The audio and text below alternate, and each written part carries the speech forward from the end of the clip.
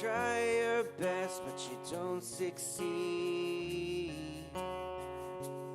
You get what you want, but not what you need. You feel so tired, but you can't sleep.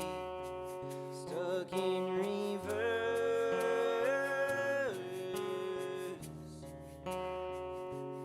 The tears come streaming down your face.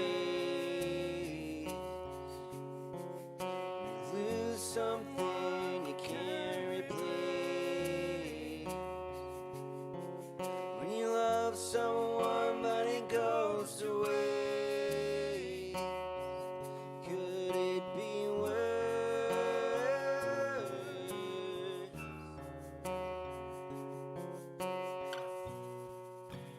Lights will guide you home and ignite your bones. I will try to fix you.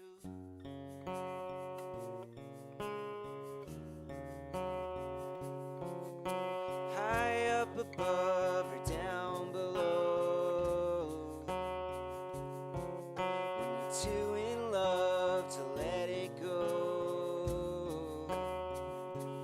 But if you never try, you'll never know just what you're worth.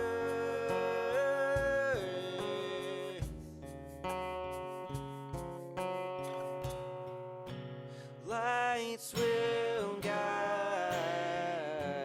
you home and ignite your bones. I will try to fix you.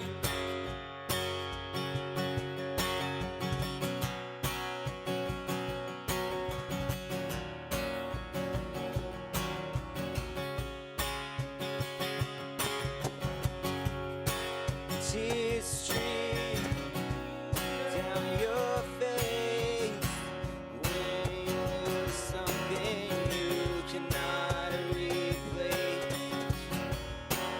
Tears stream down your face,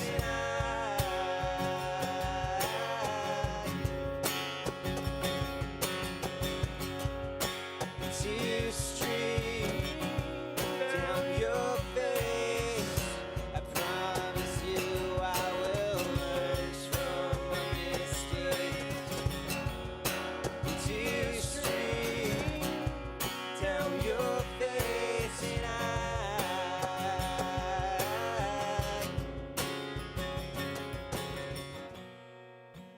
lights will guide you home and ignite your bones.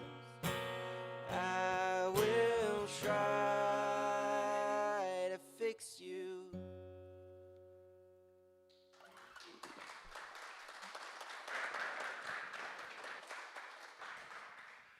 Good evening, good evening. Welcome, welcome, welcome to Collective's 5 p.m. Liturgy. I'm Ben, I'm the pastor of the church. I will be the host for the service tonight locally in beautiful downtown DeLand, Florida. It's dry for the first time all week. How about a hand for not rain for a change? All right.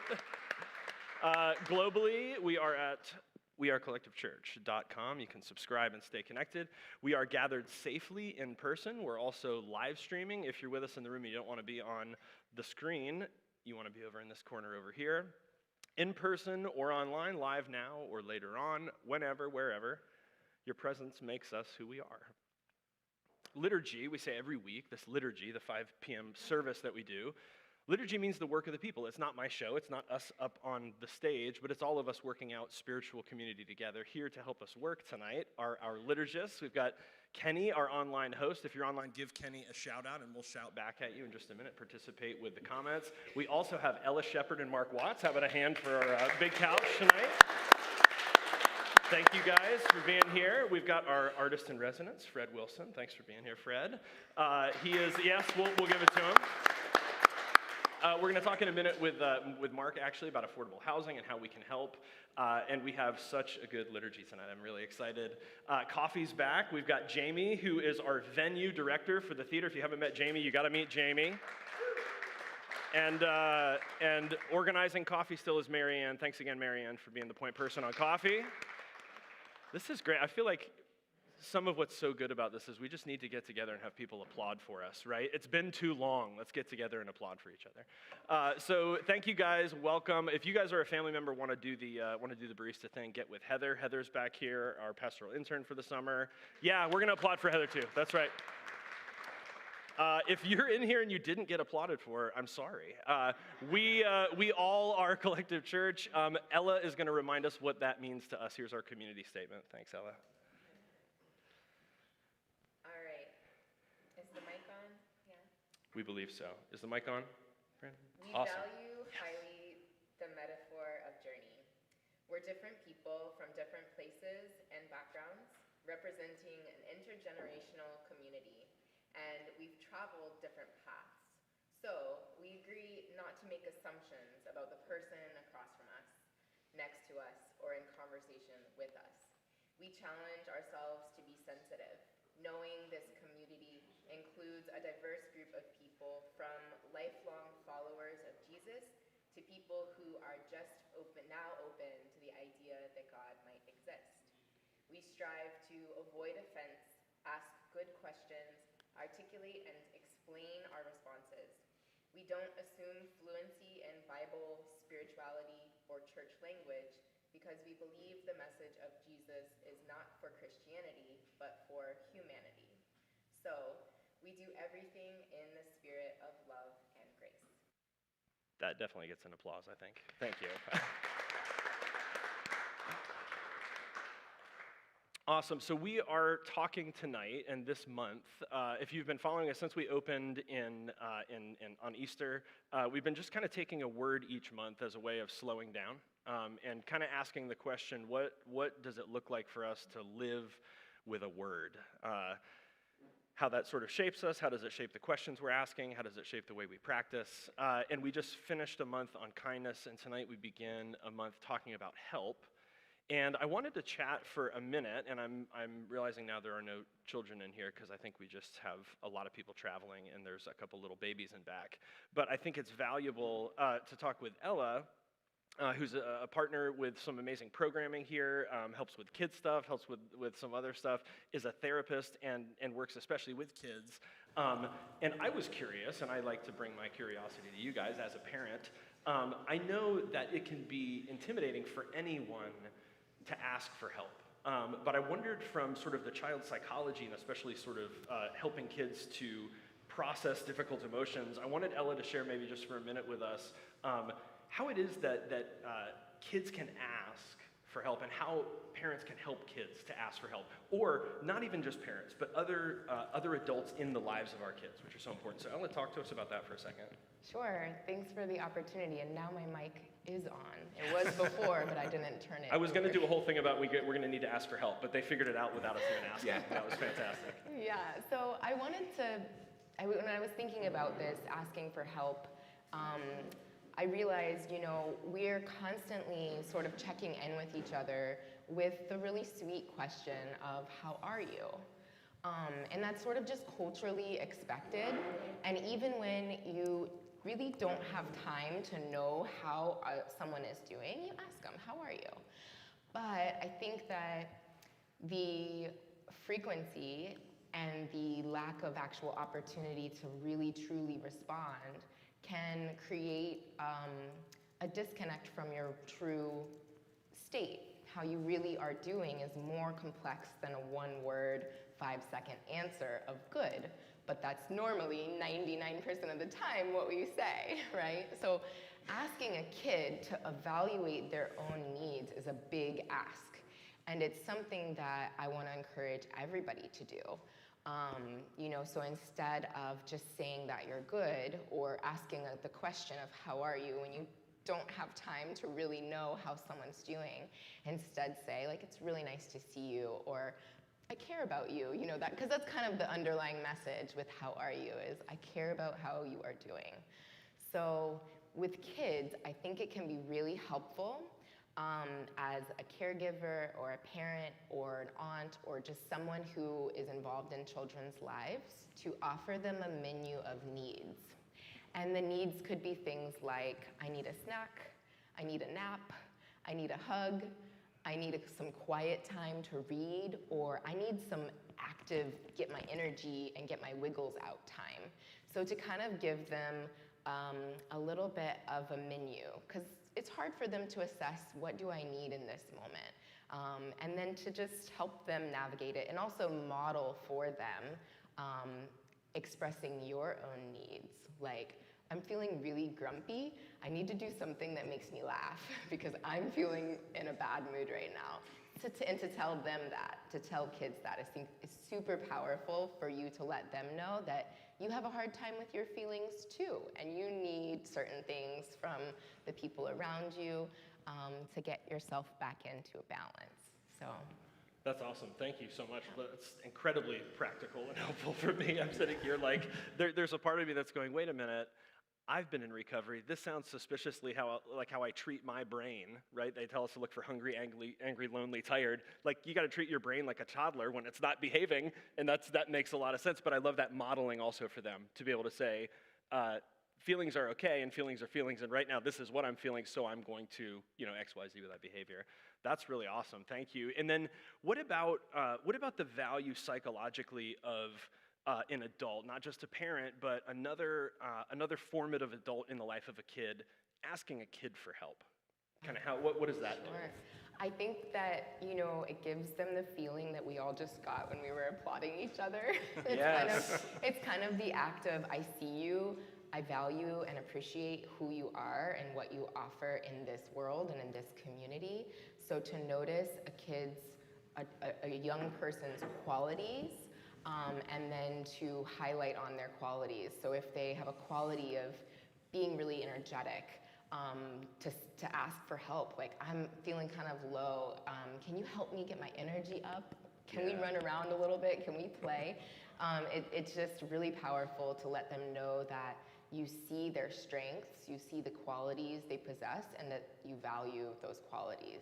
That is awesome. Yeah, I'm sitting here thinking about the difference between just like bombarding a kid with affirmative messages, like you're great, I love you, all that stuff, which is great, but there's something qualitatively different if that kid is wondering, do I have something to contribute? Which I think is what, a lot of people are wondering. And as I'm thinking of that, I'm also thinking about what it meant to the queer community to be excluded from leadership in the church for so long. To be open but not affirming is to say, you're welcome here, but we won't trust you to contribute. Not that we have a problem just with you being here, but we won't let you contribute. And that's such a deep question to answer. I mean, we're talking about for kids, but across the involvement in a spiritual community, to say that there's no one outside of our circle of contribution, that we all have something to bring, starting with kids. Thanks, Ella. Thank you guys so much. How about a hand for Ella? Fantastic. All right, so we've said it. We definitely kicked it around a little bit. Let's sing it together.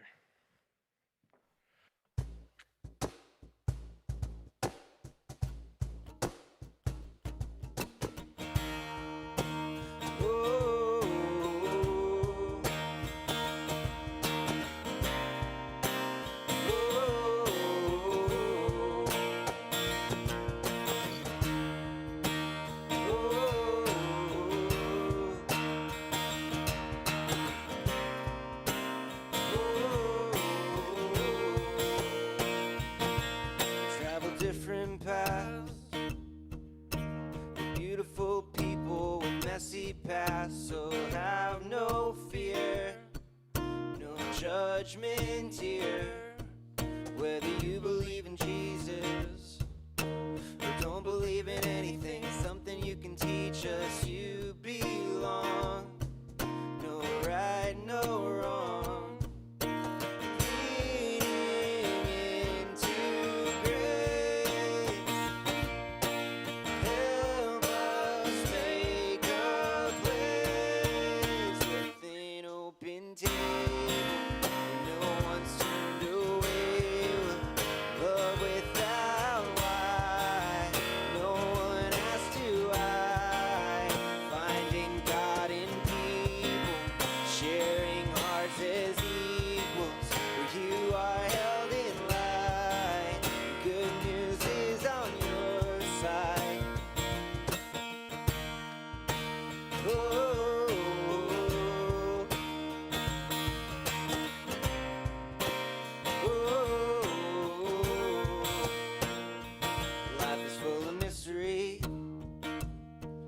Solidarity helps us to find some peace in the great unknown. You don't have to be alone. Lean into grace. Help us make a place with an open table where no one's turned away. We'll love without why. No one has to hide. Finding God in people, sharing hearts as equals, where you are held in light. Good news is on your side. Oh,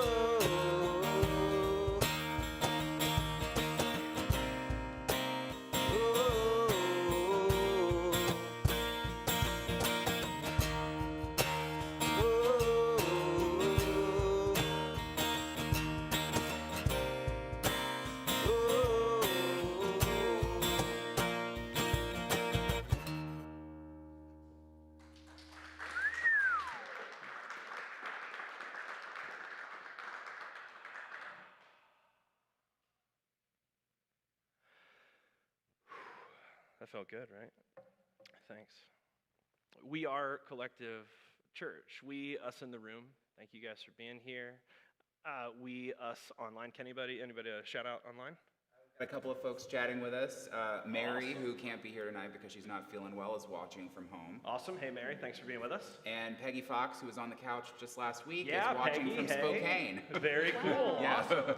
Yeah, the global watch. Hey, Peggy, good Yeah. to see you. Very good. So we've said it, we've sung it, we've connected with the online crew. Kenny, how do we practice this week? Our weekly practice begins in your inbox. If you haven't yet, go ahead and subscribe to the email and check the box for the rundown. Then you can pick which groups you want to see within the rundown, like Collective Yoga or Collective Cares. You can customize your dashboard for both communication and practice. On Tuesday at 8 p.m., Bill will be hosting the fourth week of Matthew Fox's exploration of the work and contemporary importance of St. Hildegard of Bingen. The Facebook events are live for the remainder of the series through July 27th if you want to plan ahead.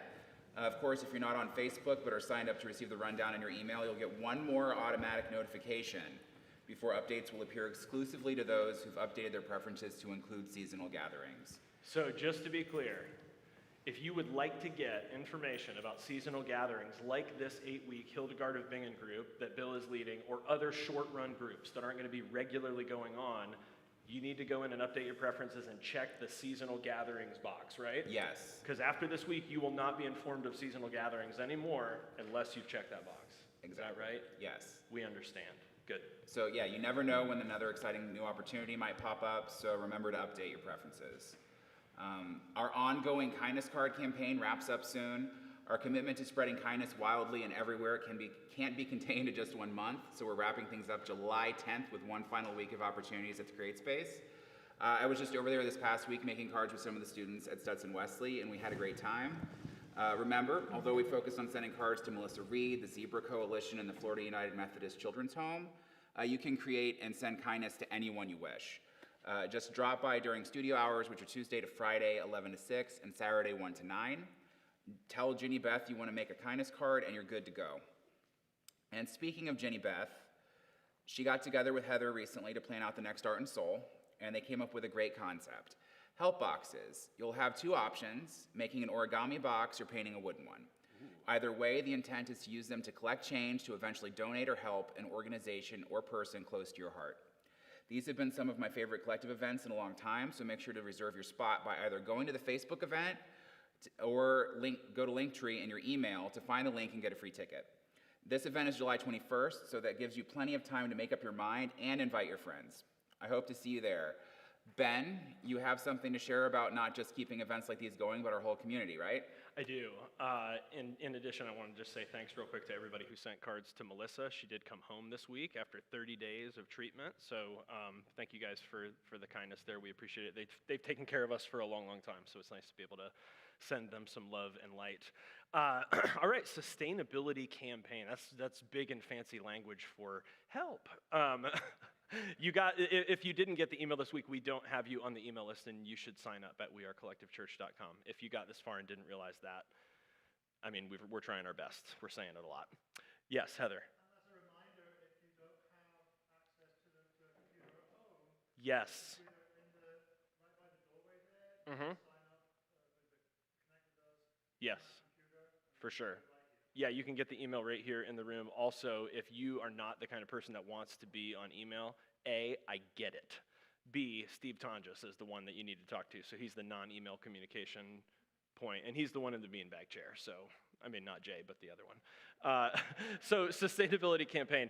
So you guys got a letter. I'm just going to read it to you. This was an email.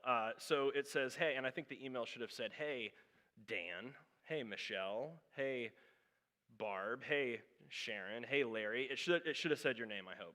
We have the technology. Help. We're expanding both our consciousness and our practice of help. We're leading with honesty that your help is essential for Collective to continue. Collective exists to help people learn and practice unconditional belonging and transformative love together. From helping transform the world for justice and equity to helping shape ourselves for love and belonging, we're helping people move from me to we and we to everybody. A school of love beyond self and tribe. We exist to help, and so we have to ask for help so that we can keep helping. We need help, not because we have needs, who doesn't, but because we are a one-of-a-kind community meeting these needs in ways that are unique and vital to human consciousness and to spiritual credibility. Like any journey, Collective has been driven by an ambition not yet fully realized, fraught, bless you, with obstacles and setbacks. From resources to partners to vision and momentum, the dream was gutted by loss. Many of you have been around for that. It's been really fun. And somehow, loss is where faith finds its deepest integrity. We face hard times. Will we face them well? I know we have. I know we can. I hope we will. I hope you'll reflect and recommit to what's only possible by the way your presence, gifts, and service make us who we are. The Florida Conference of the United Methodist Church has invested in our work and innovation here in DeLand. They've granted us funds again, like they have been doing since 2012, to sustain us through the rest of this calendar year, through December 31st. As we emerge from the pandemic, as we look at what's possible with your help. And so here's where we are headed. There should be a graphic that pops up, and I think it's animated, which is so fun. It makes it more fun than what the graphic says, for sure. Please animate. It's not going to do it, is it? All right, well, it just, yeah, see? Now you don't even care that we need $7,500 a month. So this is where we are, right? And this is not a surprise. You guys know how people work, and you know how business works, and you know we've been in a pandemic. So it did it again.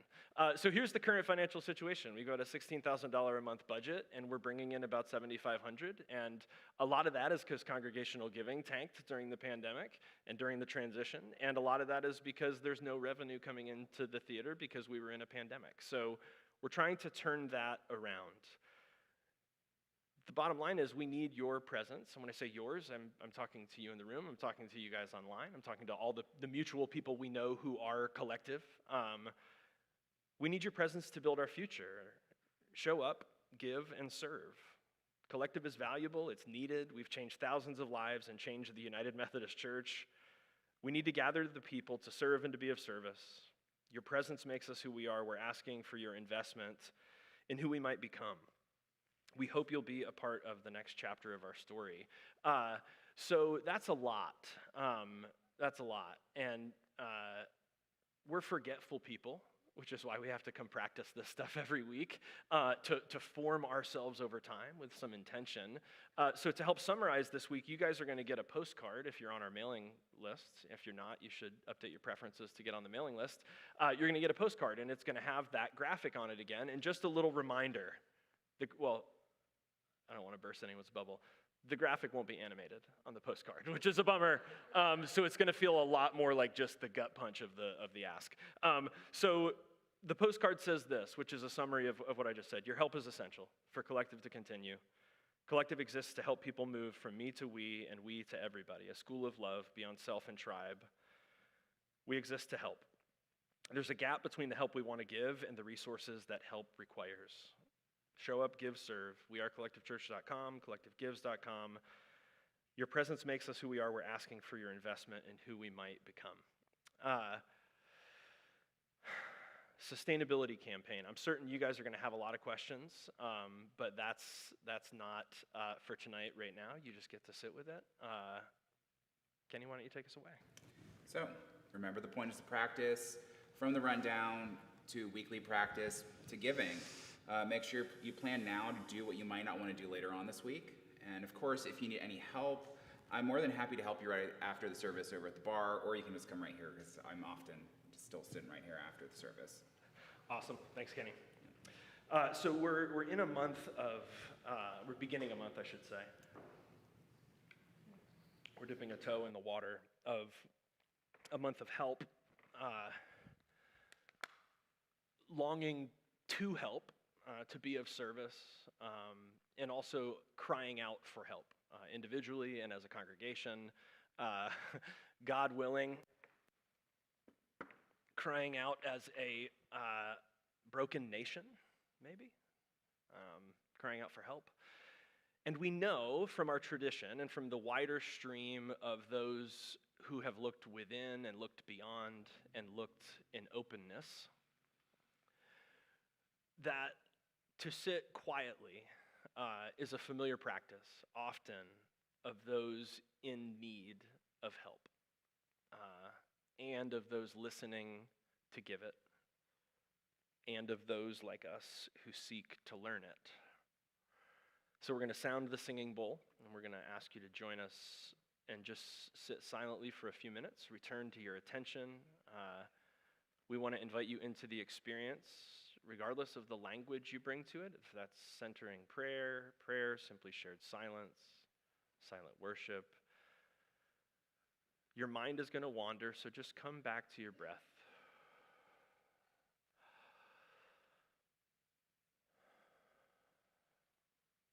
No judgment, just notice, gently back to your breath. Feel free to use the drone footage if that serves your sense of quietness, solitude, and the survey of the inner landscape. This evening, may the silence allow you to contemplate what you want the ceremony to accomplish for you. Humility, spiritual rebirth, strength for what lies ahead. Relax. It's all right.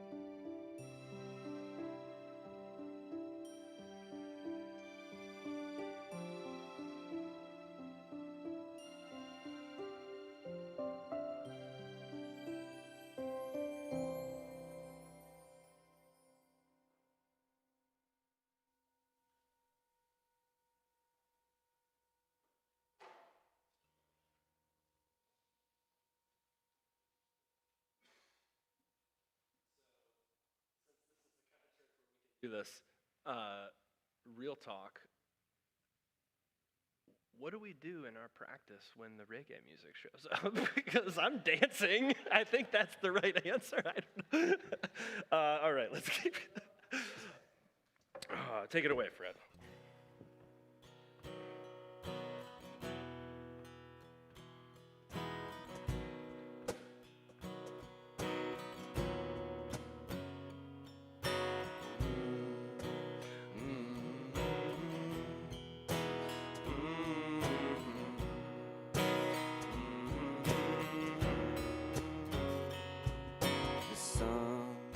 Sometimes in our lives, we all have pain, we all have sorrow, but if we are wise, we know that there's always tomorrow.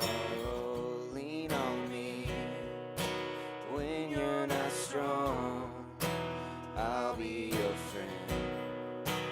I'll help you carry on, for it won't be long. I'm gonna need somebody to lean on. Please swallow your pride. If I have things you need to borrow,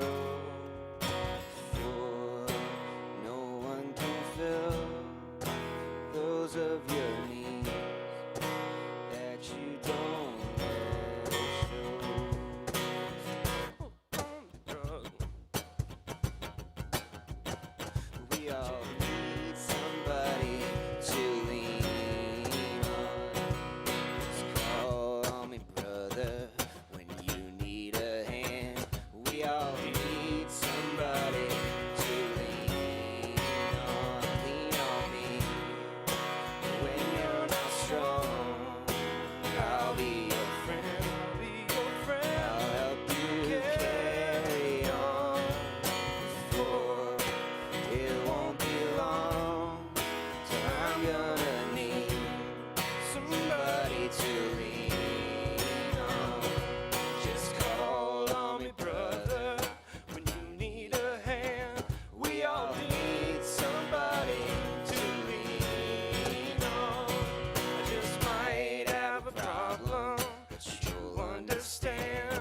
We all need somebody to lean on. Lean on me when you're not strong. I'll be your friend. I'll be your friend. I'll help you carry on. For it won't be long till I'm gonna need somebody to lean on.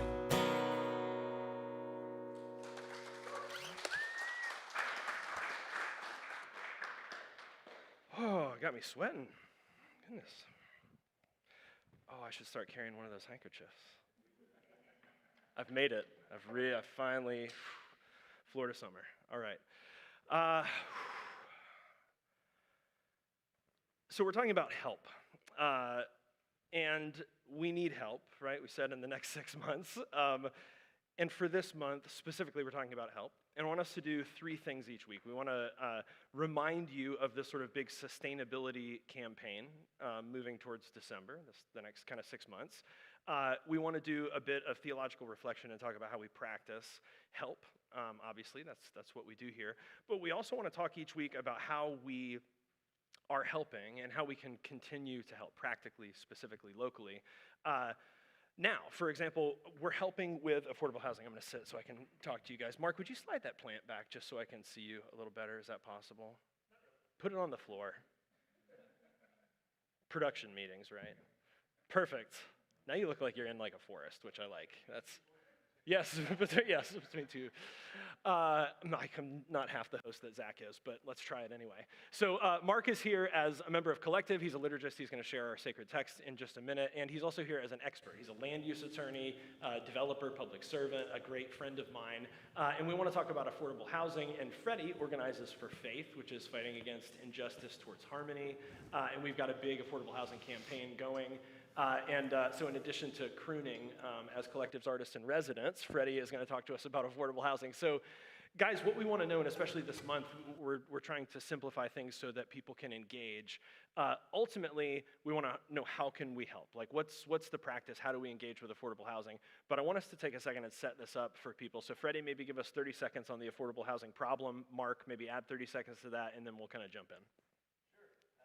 So our organization, about 3 years ago, started hearing stories from our members about their struggles keeping up with the rising cost of rent. And we formed a committee, began researching, and found this problem is very severe in this county. About nearly a third of all renters in our county are paying over half of their income on rent. So they're struggling to keep up. Many of them are having to go into debt. And one of the primary data points that we keep coming back to is the mean wage for renters in our county is just over $13, whereas you would need to make over $16 an hour working full time just to afford a one-bedroom apartment. So we've been trying to get our county council to recognize this problem and recognize a solution, which we see is a countywide housing trust fund, which would be a pot of money that the county puts aside to issue grants to nonprofit developers or private sector developers that build or renovate or preserve housing that's affordable for working families and seniors. Awesome. Thanks, Fred. So anything else you want to add to that, Mark, in terms of the problem? Yeah, so I think Freddie's done a great job of outlining, the kind of acute problem we're having in this area right now. Been reading a book called The Affordable City, written by a guy named Shane Phillips, who's I think he's got a master's in planning out in LA. He's part of a program out there, but he does a pretty good job of breaking it down. There's like 3 policy areas: supply, stability, and what was the third? There was a third. I bet it's an S. Subsidy. It is. Yes. Subsidy. And so, I think of those 3, I think 2 of those really apply to what we're dealing with in this area right now: supply and subsidy. Okay. So I'll skip over. Stability is really like protecting people in areas that are gentrifying and not pushing people out of areas where there are affordable units currently.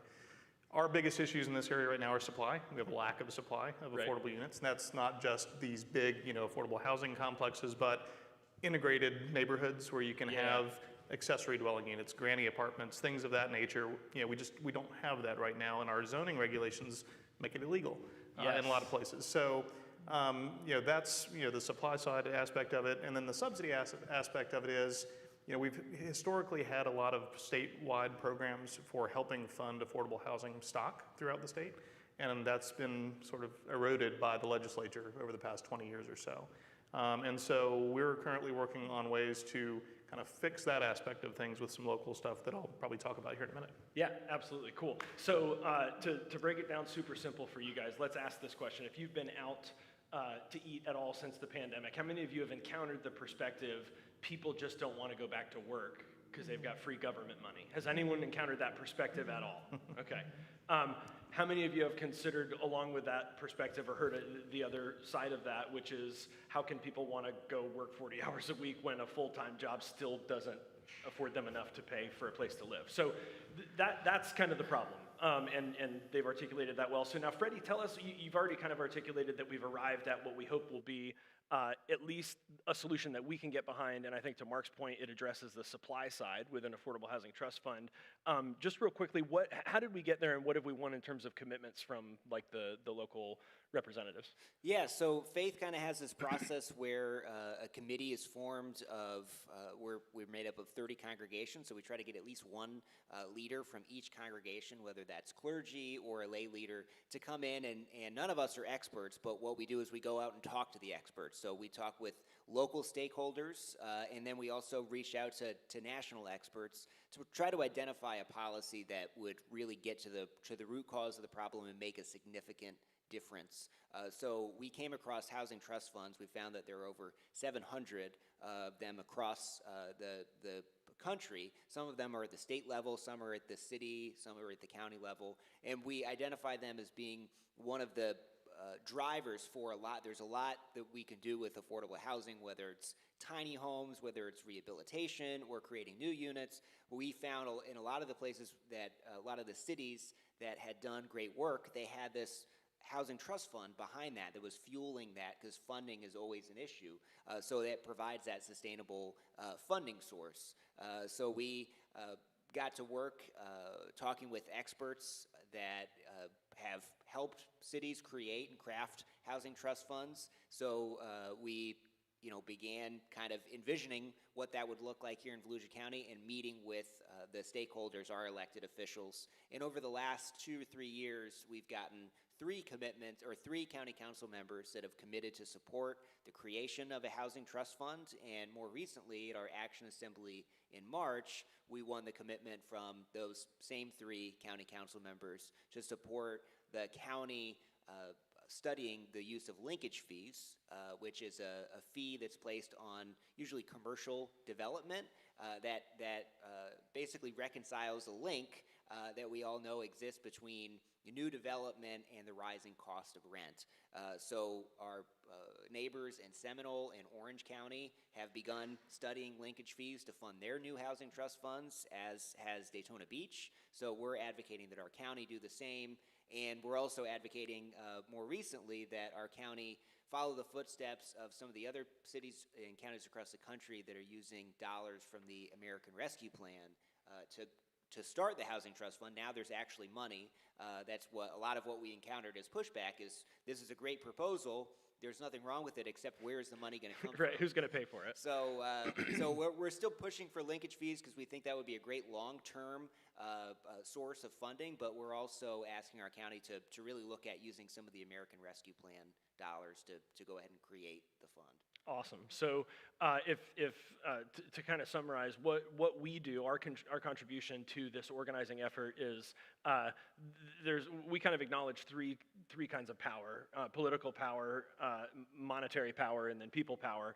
And we don't have political or monetary power. We don't do political because we separate church and state. That's a good thing. We don't have money because that's what we're talking about. But we turn people power. We turn people power into monetary power in the form of a housing trust fund, or into political power in terms of saying, we're the constituents of this district, we pay taxes, this is how we'd like our money spent. So Mark, give us a quick example of how it's not using the trust fund now, but the example of your project and how it could work. Yeah, so, well, I'll mention a couple things. Number one, I think the trust fund is a very needed tool. I think there's no silver bullet when you're dealing with affordable housing. You have to have a collection of tools. So I think the trust fund is a great one. I think I mentioned accessory dwelling units and kind of changing our restrictions and zoning codes to make it a little bit more convenient to do duplexes and triplexes and missing middle type housing. Right. But one of the things that we've been working on for a couple of years, and this is where you all get to, if you want a tangible thing that you can come out and act and help support. Yes. One of my clients that I've worked with for about 20 years, we've been working with the city of Daytona and with the county for almost 2 years now. To basically put in place an agreement that will guarantee, in this case, it's about 216 family affordable units next to Bebron over in Daytona. So if you know kind of that area by Clyde Morris and LPGA, there's been a lot of development out there. There's been a lot of discussion about the fact that most people can't afford to live in the new apartments that are going out there. Yeah. So we have one client that's built a complex that will have about half of the project, half of the apartments will be market rate, and the other half will be either senior affordable or family affordable. Awesome. And so back in about mid-June, we actually got the city to agree to an agreement that basically commits a rebate of the ad valorem taxes that those 216 affordable units otherwise pay to the city on an annual basis. That'll come back to help subsidize, my 3 S's, that'll help subsidize the project. So it provides about $900,000 over 15 years to guarantee those units. On July 20th, we're going to be at the County Council. County Council is now looking at the fact that they've got some of these ARP funds, $107 million that I think came into Volusia County, specifically to the county through that ARP program. I think DeLand got $17 million. Daytona got 15 million, somewhere in that range. So everybody has some found money right now, if you will. Yeah. And the county is looking to commit, again, about $900,000 over a 15-year period to guarantee those 216 units, kind of stay affordable for the community. So I think our need is about 13,000 units, 16,000? Yeah. So we need about 16,000 units to kind of meet the demand for affordable housing in Volusia County. 216 is a start, but we definitely need all those tools deployed. Absolutely. Thank you guys. How about a hand for them? Thank you guys a ton. Appreciate it. Yeah, we have to acknowledge how complicated the issue is, and how if you're sitting here and you're wondering, and we're going to talk tonight about what we have to consider as we think about our future together. What's the work that we do? What's the value of the work that we do? I know a lot of times the instinct is to look at a church and go, what is it that they do, right? Where's the soup kitchen? Where's the after-school program? And unfortunately, our soup kitchen and after-school program have always looked like full LGBTQ inclusion and things like affordable housing on the justice side, where we're looking at 16,000 units needed over the next 2 decades. And the soup kitchen's important. People need to eat tonight. And there need to be people who are looking at these larger systemic kind of justice issues. So if we lost you on any of that, I want you to see the bigger picture and how that connects to the bigger work we do. And there are tangible, practical ways for you guys to get involved. So we really appreciate you guys. And that's the question, right? Is how do we live our values? This is an incarnational spirituality, right? The Christian faith. The practice is what makes this more than a philosophy club, where we get together and we go, oh, you think this, and I think this, and that's really neat. Sure, let's reflect on theology. Let's talk about values and first things and our form of life and the things in the community that are, for us, essentials, but we also have to do something about them, right? It's a laboratory where we practice these things, or better yet, we practice in response to our values, to our shared values, to the things we say are most important. Maybe we say it like this: we celebrate our values best by living them, not by celebrating them, which is sort of counterintuitive to the church, which is geared towards getting together and celebrating the things that they believe. We celebrate our values best when we live them. Mark's going to read this text for us, and we're going to reflect a little on sort of theology and practice as we get ready to wrap up. So it is Mark Watts reading Mark 9. It is Mark and Mark. In Spanish. Marky Mark. Thank you. Okay, good. I saw the lead in for the joke there. Thank you. And I'll tell you, I'm realizing now as I sit here and look at that, how bad my eyes truly have gotten. Because normally I just need reading glasses, but now... I promise you, we've been open since Easter. I just ordered a 50-inch TV because I can't do this. My monitor's too small. I appreciate the text being as large as we all went blind in the pandemic.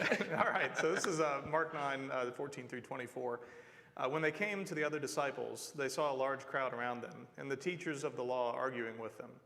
As soon as all the people saw Jesus, they were overwhelmed with wonder and ran to greet him.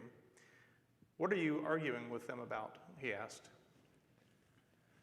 A man in the crowd answered, "Teacher, I brought you my son, who is possessed by a spirit that has robbed him of speech. Whenever it seizes him, it throws him to the ground. He foams at the mouth, gnashes his teeth, and becomes rigid. I asked your disciples to drive out the spirit, but they could not." "You unbelieving generation," Jesus replied, "how long shall I stay with you? How long shall I put up with you? Bring the boy to me." So they brought him. When the spirit saw Jesus, it immediately threw the boy into a convulsion. He fell to the ground and rolled around, foaming at the mouth. Jesus asked the boy's father, "How long has it been like this?" "From childhood," he answered. "It has often thrown him into the fire or water to kill him. But if you can do anything, take pity on us and help us." "If you can," asked Jesus, "everything is possible for one who believes." Immediately the boy's father exclaimed, "I do believe. Help me overcome my unbelief." Thank you, Mark. If you noticed, and it sort of gave you pause, it doesn't show up super often in the texts, but sassy Jesus is my favorite Jesus. Bring the boy to me. I love it.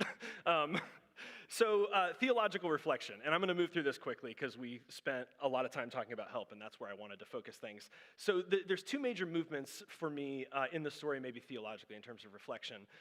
There's a sense of help change things. Things in the world are no bueno. They should be different.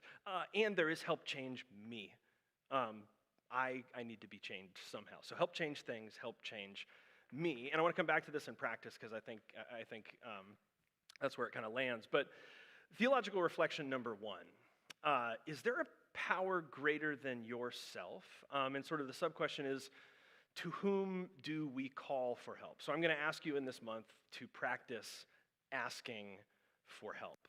And so tonight I just want to lead into this reflection. Actually, Heather's going to pick this up for me next week. She'll be preaching. So do you have, is there a power greater than yourself? And I don't care about the language, I really don't. If you call that God, if it's a higher power. When I started in recovery in AA, I learned very quickly that for some people who don't believe in God, God for them is group of drunks. It's an acronym. And I think that's fantastic. And so I superimposed that on this misfit faith community. So you guys are my group of drunks. You are this body of Christ, God for me. This community, an all-encompassing spirit in whom all that is. I don't know everyone's particular theological perspectives at this moment. Does anyone else want to share? Is there a power greater than yourself? To whom do you call for help? Anybody want to share? This is interesting. Yeah, Bill. There better be. Okay. And I'm not trying to debate the existence of God. I'm saying for you in your practice, is there a power greater than yourself that you already have experience calling out to? So yes, you do. Yeah, I have one of my two theological points there is a God and it's not me. Okay, so there is a God and it's not me. Fantastic place to start. I call out on God on a regular basis because Okay. I can't do it myself. Okay, awesome. Oh, your hand's not up, is it? You're just laying so relaxed. I love it. Anybody else? Power great. So man, this is so crazy. Yeah. For me, an answer to both questions is community. Yes, community. The people around you, I think that's a power greater than the individual and the one. Absolutely. And that's who we rely on and lean on for help. Absolutely. Lean on. Come on now. I don't know if the cameras could even catch that wink, but it was so sharp. Is there a power greater than yourself? To whom do you call for help? So is there a power greater than yourself? Survey says, yeah, sure, okay. Point number two, it doesn't matter. It doesn't matter, and I don't let me dismiss what everybody just said. I think all of those powers greater than ourselves are better. I think they're good and true. I didn't know we were quoting Dottie. That's awesome. No, let's go back to it. I love Dottie. Dottie, if you're watching, so when I started in recovery, I started in a meeting that way, and I didn't know this about recovery when I went in. I started in a meeting that was very evangelical, and people were very into praying and super, super into believing that God was going to miraculously cure them of alcoholism like that night. And a lot of what was going on was geared towards asking God to do that. And God bless her, my initial sponsor, Dottie, made me, and I gave her all my theological objections, and she would always just say, I don't care, you have to ask. I don't care who you ask, I don't care what you believe or don't believe about whatever it is you're asking, but you have to ask. It was the shape of the asking that mattered. It was the practice of asking that was going to change me, not my mental furniture about what that was. You've got to ask. So is there a power greater than ourselves? Yes. There is. If you doubt that, just live for a little bit. Okay, so practice. So this story, what I saw as I read through the story was kind of three movements, and I just want to use these to frame up the practice and then have a quick conversation. The first part is the guy says, Jesus, take pity on me. So I think it starts with compassion. Help has to start with compassion. We've got to humanize a person. And then, like I said, it's help do something, help change the outside, and then help me. So just some reflections.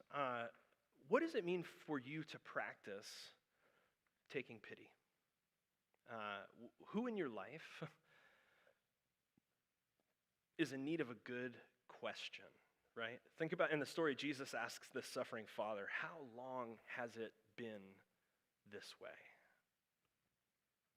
How long has it been this way? Contrast that with, how you doing?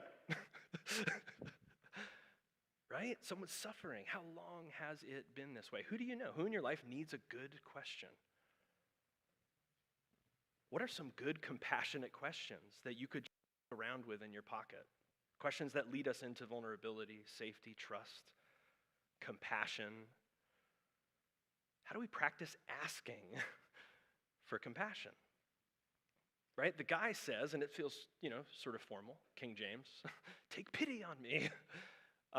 And by and large, we don't ask for help for all the reasons that Ella shared. We're phobic of appearing weak before the altar of American self-sufficiency, but we have to ask for help. To be a whole person, to live in an integrated way, in an integrated life, to be well and sane, and even dare we say happy, we need to need others. We need to help people, and we need to be helped by people. We've been saying for the entire last month, human kindness is not a detriment.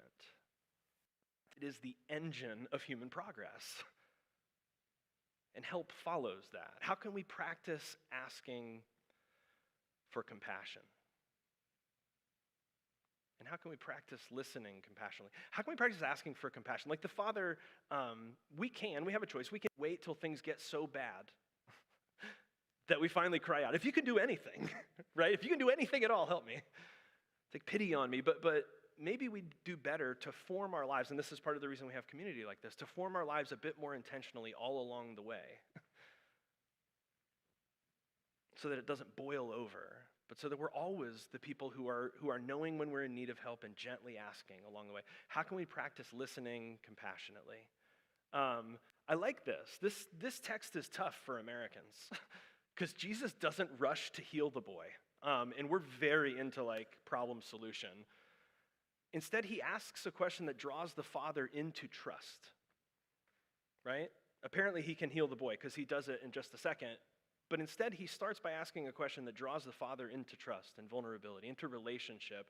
He enters the father's pain, which first of all is a choice. And I want to acknowledge that most of us, whether we're conscious of it or not, given the opportunity, will not choose to enter someone else's pain. That's a very hard human thing to do. Jesus enters the Father's pain because he knows how to ask, and he knows how to listen deeply.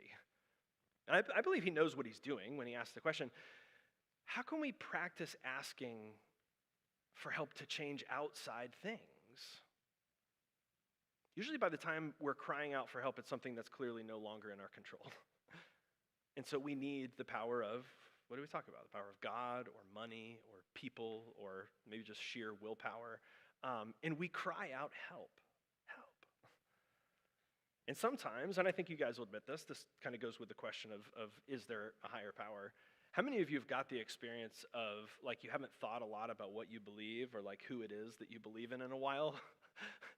But then some shit goes down and you find yourself crying out for help before you figured your theology out. And you're like, I believe enough that I will come back around and I'll nail that down. But for now, I need to cry out for help. We're out of control. We cry out for help. How do we ask for help? From God? How do we ask for help from people? How do we ask? Because like Dottie said, you got to ask. And again, more from Heather on that next week. In the text, like I said, it's pretty desperate. If you can do anything, help. And in this reading, I noticed, though, Jesus initiates the conversation. It's his compassion that opens the door to the ask. Without Jesus humanizing and drawing this guy in, would the father have asked so boldly, I want you to heal my son? And again, back to the importance of listening. Maybe our practice is allowing our compassionate question to set the table of safety so that someone else can ask for help. I mean, what if that was the challenge? Not that we all go out and ask for help this week, but can we carry ourselves in such a way that we can get someone to ask us for help this week? Jim Kane and I this week, we met for 3 hours. We were just catching up, and he had a bunch of great questions. And he asked this really generous, open question. He listened really well. And he would, if you guys know Jim, just question after question. He's a super analytical guy. And after probably an hour and 45 minutes, he takes a deep breath and he goes, man, I'm really moved to help you. And I think if people in Collective heard this conversation, they'd be very moved to help you also. Which is Jim. But notice in the story, I didn't ask for help. I never asked for help. Jim asked a generous question. And Jim kept asking generous question after generous question. And I told a long story. And in that, Jim said, I'm moved to help you. The point is there's nuance in asking and getting help, right? It's not like, Jim, I need help. Ben, let me listen well to help you. Jim, I need these kinds of help. It doesn't work like that. Jim would love it if it worked like that. That would be the very best thing in the world. We read between the lines. We speak in code.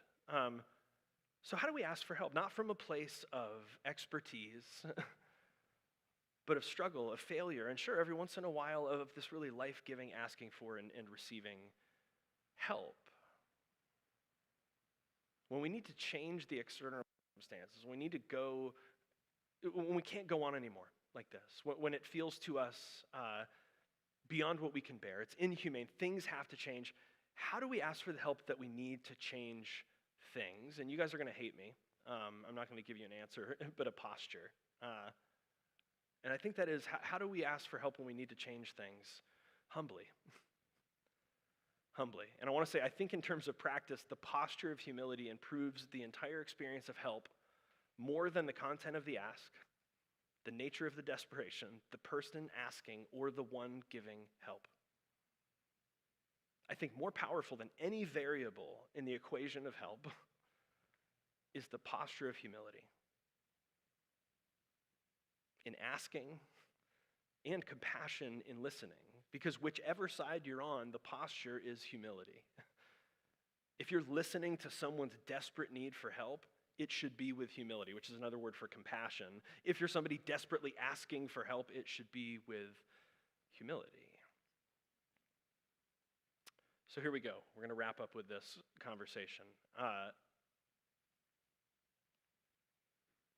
Since we know the questions, not answers, are fertile ground for faith, where in your life do you need help? And what kind of humility would be required of you to ask for that help? I'm not going to break into small groups for time's sake. Anybody want to share? Is there a place in your life where you need help and a kind of humility that you're aware of that would be required of you to ask for that help?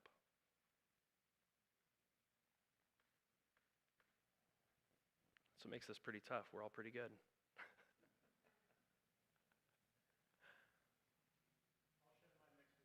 Oh gosh, yes. Well, that's fine. Let's let you sit with that. This is the intro. We've got an entire month to talk about it.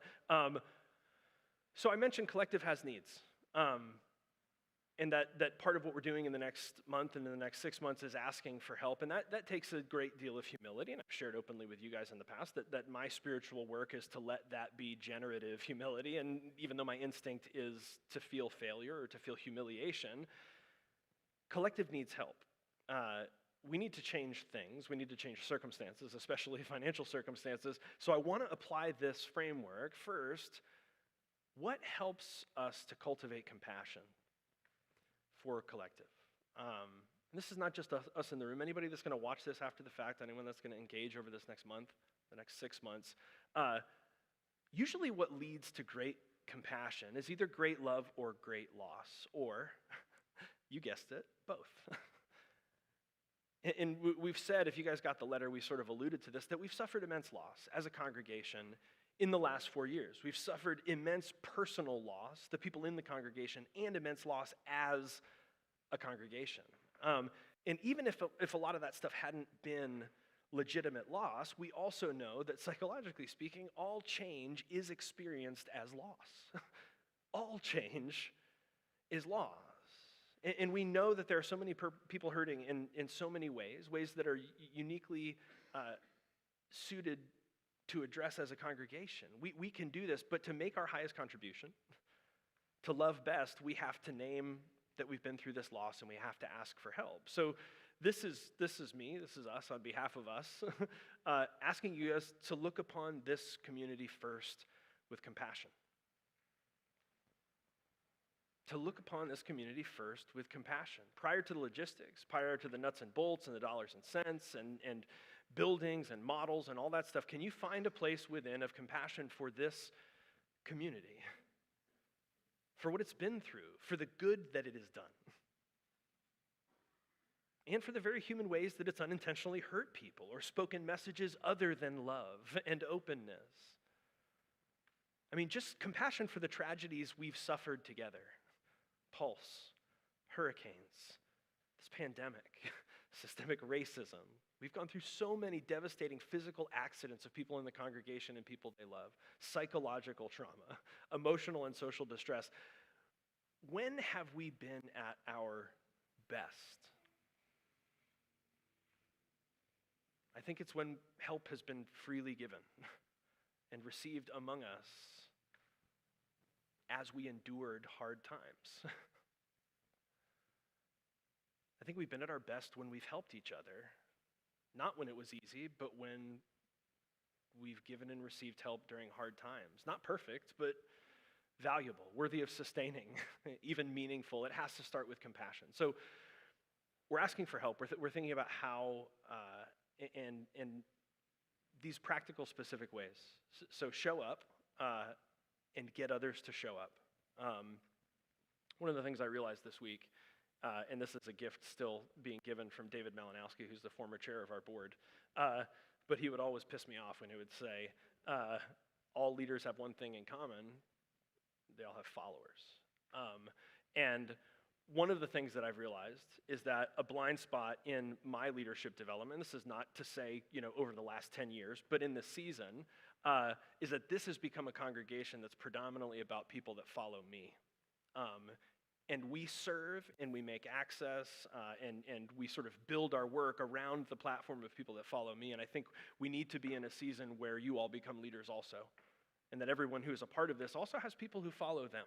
I think that's a healthy community. I don't think it can all be built around my platform, so to speak. So show up and get other people to show up. Give. And this is the question of basically, is it worthy of your investment? I can't answer that for you. Only you can answer that for you. It is for me. I hope it will be for you. And then serve, just like money. We need your time. So make yourself responsible. And I'm hoping not that we feel guilty or that we scrape together what's left over at the end of the week or the month or the budget, but that as we look at the next 6 months and as we look at what we'd like to see in the future with Collective, that we start with our budgets and that we list the handful of things in our lives that are most important to us. And I hope that Collective's on that list. I hope. For the sake of us continuing, I hope Collective is on that list. And again, not to scare to guilt or to pressure anyone, but to say it very plainly, and this is my undergrad is in business management, so that's what you're going to get with me. Every month between now and December, we've got 2/3 of the month left at the end of the money. Every month between now and December, we have 2/3 of the month left when the money runs out. And that 2/3 is being subsidized through December, but it will not be subsidized forever. You get the point. I'm expanding on what we say every week. Good work requires attention and resources. Everyone that keeps showing up seems to agree that this is good work, and we're trying to be clear about what it looks like to help them. So cultivate compassion and asking for things to change, but that's not the end. If you can, said Jesus, everything is possible for one who believes. I'm not even going to engage this origami fortune cube of a saying, but the Father answers, I do believe, help me overcome my unbelief. I do believe, help me overcome my unbelief. First of all, this man is very comfortable holding and presenting to Jesus both his belief and his unbelief. I want you to notice that the native state of a person in the ancient Near East approaching the man Jesus had zero problem approaching Jesus as a person who was full of both belief and unbelief. And that Jesus is super comfortable receiving and holding both. But notice that the man then asks for help, not changing his situation with the boy, but changing himself. Not an external situation, but change me. Change how I respond to this hard time. And I think what a great thing for us to be able to ask for from a family member, or a friend, or a mentor, maybe somebody from Collective, to have the kind of community where we could say to one another, I'm going through a really hard time. Could you help me with my inner life as I go through this? In some sense, are we talking about therapy, coaching, mental health care, spiritual directors, guides, mentors? Absolutely. Elders. What we're saying is, and this is a part of like standing in the stream of a spiritual tradition, people have always needed people to access their own inner life, to name and overcome trauma, to walk through grief, to change well as a person, to grow up, to become conscious, and then to grow into that. This is why spiritual community is needed and compelling. The story gives us sort of these three dimensions. Real help has to be rooted in compassion. There is an external dimension to help, and there's an inner dimension to help. I want to wrap up with sort of a practice together, a series of reflections. And I want to acknowledge that everybody, we come from different places, backgrounds, all that stuff. So if it works for you, it can be a prayer. If they're better as questions, it can be reflection. And my hope is that these become conversations. Not right now. We're going to wrap up for the sake of time. But in this month, maybe even tonight as we wrap up and leave. It's going to require some vulnerability, but no, go on. Not that one, sorry. I'm going to ask us to help us. We've just said we know people can change things. We've talked about how we've changed things. But I'm also trying to get us to come to terms with the fact that we can help change the inner life. Because I think a lot of times when it comes to help, we settle for the ways that we can, whatever it is, help a friend move, or, pull up carpet, or lend somebody a few bucks. And again, part of what makes this not the Democratic Club and not the Philosophy Club is that we say that part of what happens when we get together on purpose is that we can not only help each other externally, but we can help each other grow. So I want to use this structure and sort of work this out as a prayer together for just a minute. And the structure is, I believe, help me overcome my unbelief. It's really simple. I believe, and I'm going to start practically, because this is a lot of money. I believe that this is worth it. And I need you guys to help me overcome my unbelief. I need a power greater than myself to help me overcome my unbelief. I believe that if we keep doing this well, people will come. Help me overcome my unbelief. I believe that money will follow the good work. Help me overcome my unbelief. I believe that the leadership that we need will present itself. Help me overcome my unbelief. I believe a way will be made. Help me overcome my unbelief. I believe this community matters.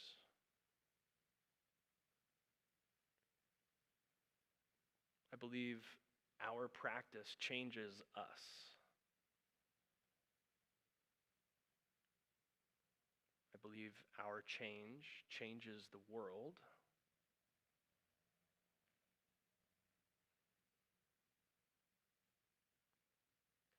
Help me overcome my unbelief. I believe I can form a healthy sense of self.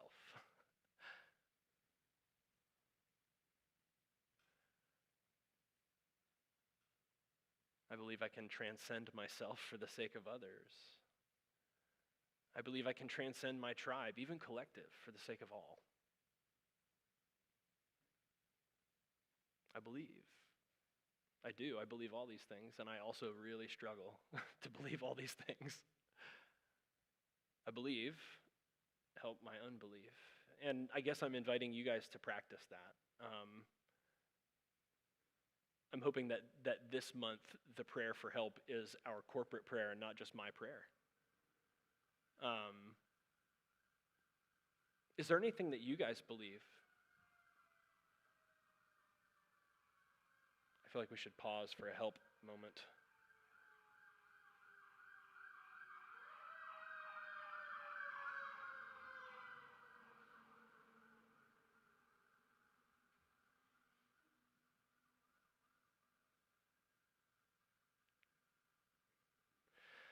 Well, man, it's so funny how you grow up, but you still have all that same stuff rattling around in your head, right? I started out as a youth pastor, and I immediately was about to be like, object lesson, you know? It's not as obvious as a fire engine, but I do think that there are people who need our help. And I think that we have a unique ability to help them. What about you guys? Anything that you believe, maybe just enough to know that you're struggling with it, to hold on to that belief, and you would like people to sort of come around you and support you as you try to believe that?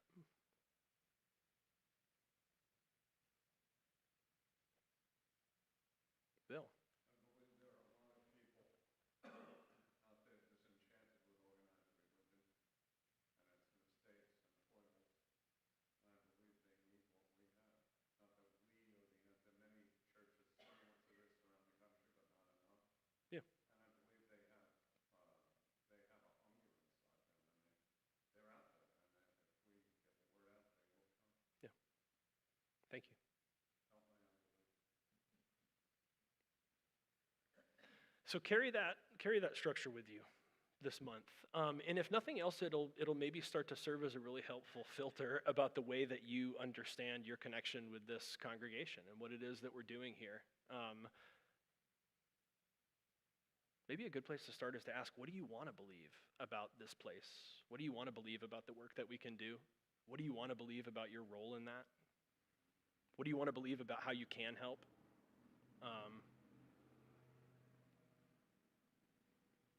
We're going to come to this table and receive the Eucharist. This is a symbol for us in our tradition of the materiality of our faith and the humanity of God, a reminder that we ourselves are the body of Christ. We, as Christ, body to be given, and we, as Christ, blood to be shed. The table of this unconditional belonging, transformative love, and of the ear that hears the cry is open to us and to all people, and no one will ever be turned away.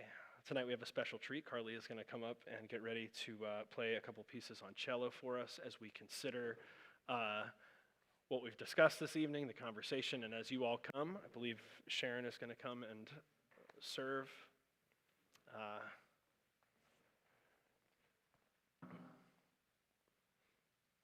When you're ready, take your time. Really do enjoy the music.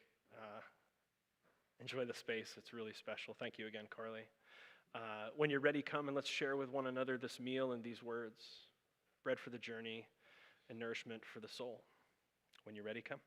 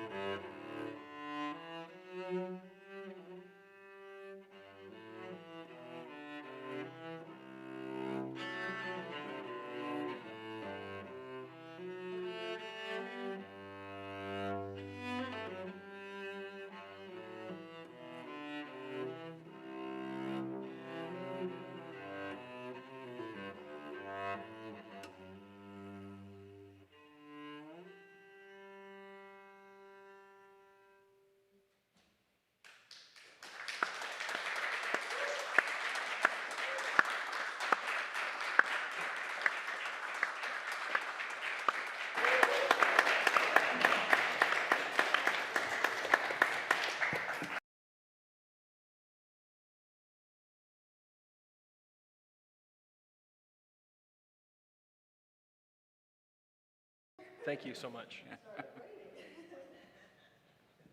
With the rain, it's even better. Yeah.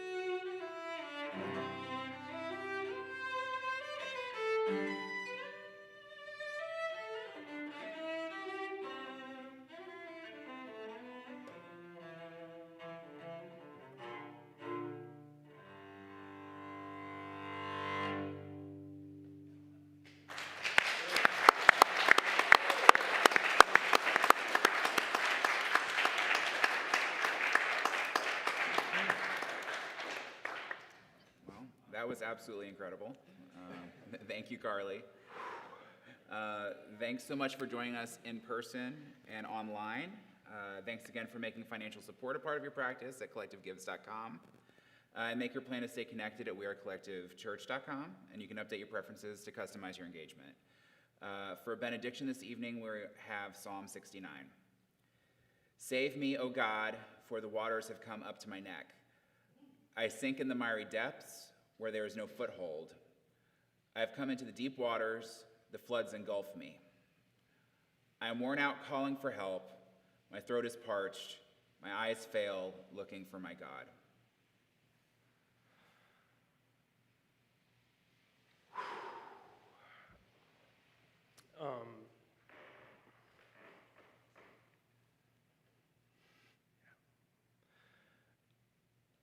I am aware at sort of the intersection of what we're talking about as we think about who we've been, as we think about moving forward, that we say every week, your presence makes us who we are. It does every week, right? Carly's never been here. This is her first week. This is your first time being in the room. They could rightly describe their experience of Collective Church as having been one of the most remarkable cello experiences at the end of the liturgy than anyone's ever, right? I mean, your presence makes us who we are every week. Thank you. Thank you, thank you, thank you so much.